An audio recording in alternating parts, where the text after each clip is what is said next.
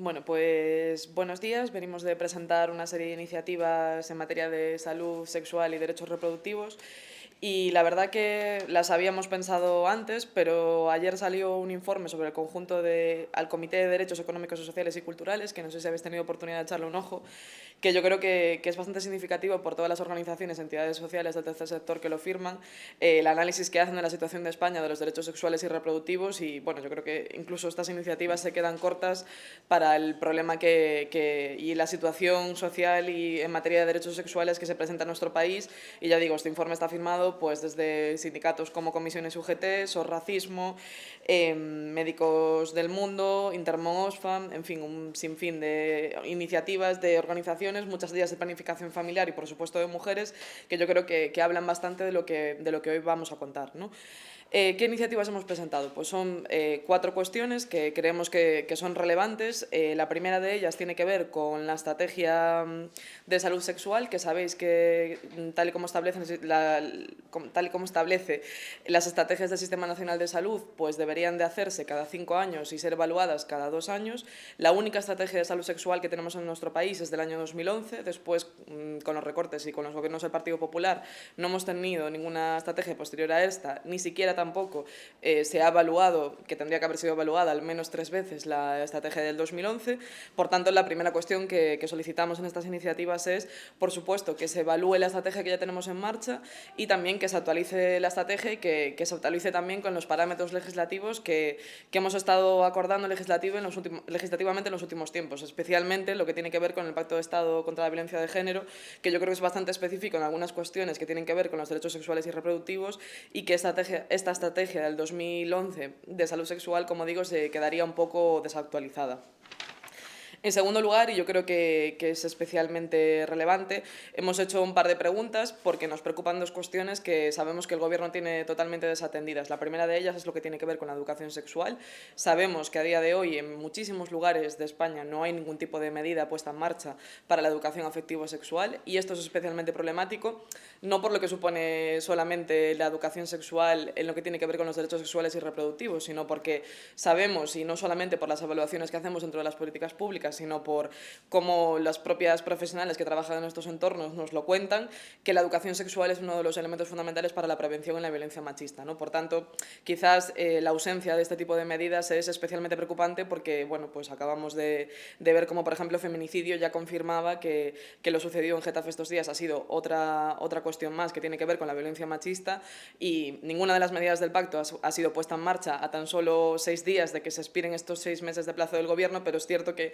algunas son especialmente sangrantes porque nunca han sido puestas en marcha por ningún gobierno en España, como es el caso de la educación sexual. La segunda cuestión que le preguntamos al Gobierno es lo que tiene que ver con la endometriosis. Como sabéis, este sábado es el Día Mundial contra la Endometriosis y hace escasamente un año aprobamos una iniciativa de mi grupo confederal en la Comisión de Sanidad, Servicios Sociales y Consumo, una iniciativa que tampoco ha sido puesta en marcha en ninguno de sus elementos, ni siquiera hemos encontrado una partida presupuestaria en la anterior propuesta de los presupuestos generales del Estado para desarrollar el estudio que es necesario para saber al menos cuáles son las circunstancias y cuáles son las condiciones y cuáles son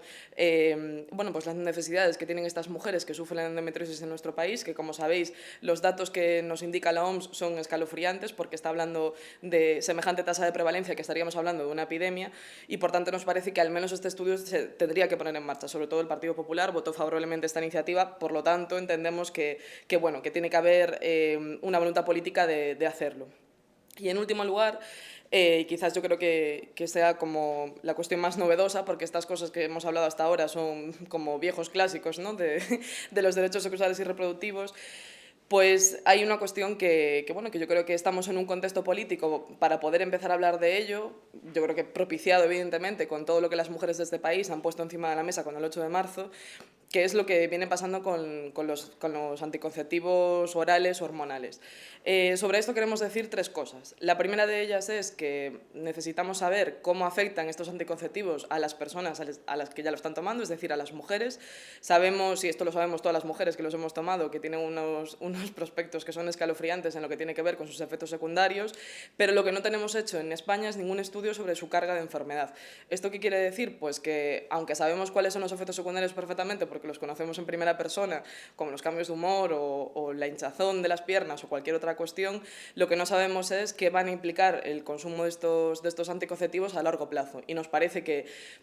cuando es una cuestión que está totalmente aceptada en el Sistema Nacional de Salud y totalmente aceptada por la sociedad y que aparte es positivo porque pues, tiene que ver con el derecho a las mujeres de decidir sobre su propio cuerpo y sobre la planificación familiar, que mínimo que sepamos para qué sirven estos anticonceptivos. En segundo lugar, queremos también que se estudie la posibilidad de que existan estos anticonceptivos también para los hombres. No solamente por todo lo que dicen nuestras leyes y todo lo que dice la Organización Mundial de la Salud y todo lo que dice la ONU al respecto, que yo creo que, bueno, lo podéis leer en la iniciativa. Hay un artículo, por ejemplo, de la Ley 2/2010 que habla específicamente de cómo la planificación familiar tiene que ser una cuestión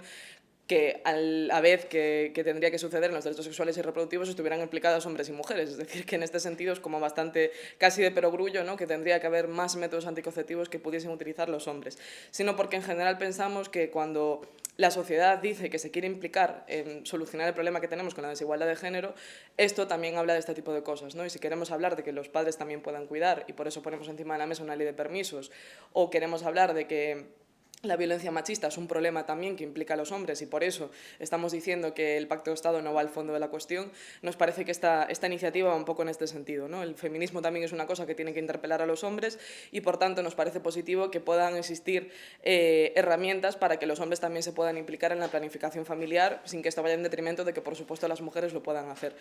En este sentido pedimos dos cosas que son como bastante sencillas. Por supuesto lo que pedimos es que haya partidas presupuestarias